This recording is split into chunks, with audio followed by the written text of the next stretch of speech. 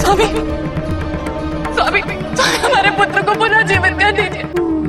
आपने हमारे पुत्र का विनाश किया है, तो आप ही हमारा पुत्र हमें लौटाएंगे। पार्वती, मैं तुम्हारी पीड़ा समझ सकती। नहीं, आप हमारी पीड़ा नहीं समझ सकते। हमारा पुत्र हमें वापस दे दीजिए स्वामी, हमारा पुत्र हमें वापस दीजिए। क्या आप रुष्ट थे हमसे, या आप हमारे पुत्र से क्रोधित थे कि उसने आपको हमसे मिलने नहीं दिया? इतने वर्षों में तो आप कभी इतने आतुर नहीं थे हमसे मिलने के लिए, तो कुछ क्षणों के विलाप ने आपको इतना उग्र क्यों बना दिया स्वामी? किस पाप का दंड दिया आपने हमारे पुत्र को? वो तो केवल हमारी आज्ञा का पालन कर रहा था, हमें दिया हुआ वचन निभा रहा था। देवराज, आपने इस आक्रमण का नेतृत्व किया ना? क्या आप भूल गए कि हमारे पुत्र विनायक के कारण आपको श्राप से मुक्ति प्राप्त हुई थी? पुनः जीवित करिए हमारे पुत्र को अभी इसी क्षण। पार्वती, ये संभव नहीं। तुमने संसार की शुभता हेतु इस बालक को जन्म अवश्य दिया था, किंतु तुम स्वयं स्वार्थ के वशीभूत थे। तुमने संसार से अधिक इसे अपने लिए जन्म दिया था, ताकि वो तुम्हारे आदेश का पालन कर सके। स्वार्थवश किए गए किसी भी कार्य का परिणाम उत्तम नहीं होता, और वही हुआ। तुम्हारे स्वार्थ से जन्म इस पुत्र में अहंकार था। मत भूलो पार्वती, तुमने इसे अपनी मैल से जन्म दिया था, इसलिए इसकी बुद्धि मल बुद्धि हो चुकी थी। ये किसी का कथन सुनने को तैयार नहीं था।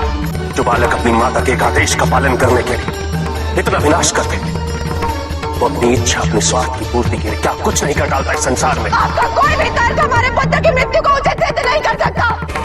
अपने प्रजापति दक्ष का सर काटा, किंतु उन्हें पुनः जीवित किया।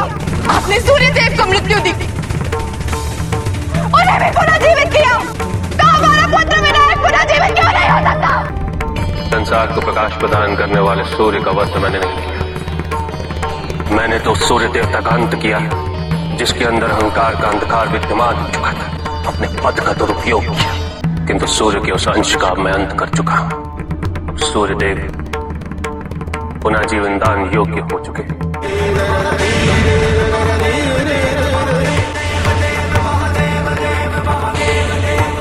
मुझे क्षमा करें प्रभु, अब मैं आपको कभी निराश नहीं करूं, अपने अहंकार को कभी लौटने नहीं दूंगा।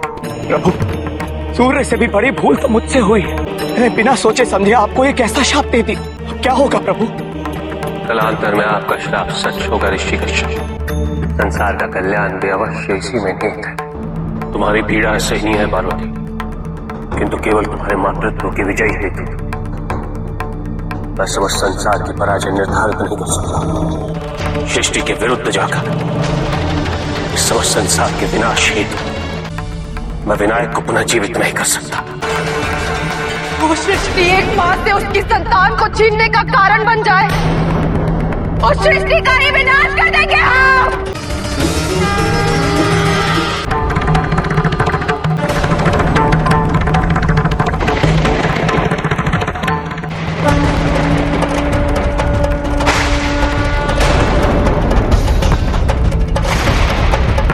नहीं देवी नहीं, ऐसा अनर्थ मत कीजिए। सृष्टि के विनाश से विनायक पुनर्जीवित नहीं होंगे। आप मेरे दुख को समझ ही नहीं सकते, किंतु मैं आपको इस दुख की अनुभूति कराऊंगी जब आपके द्वारा उत्पन्न किए गए संसार का मैं विनाश कर दूंगी।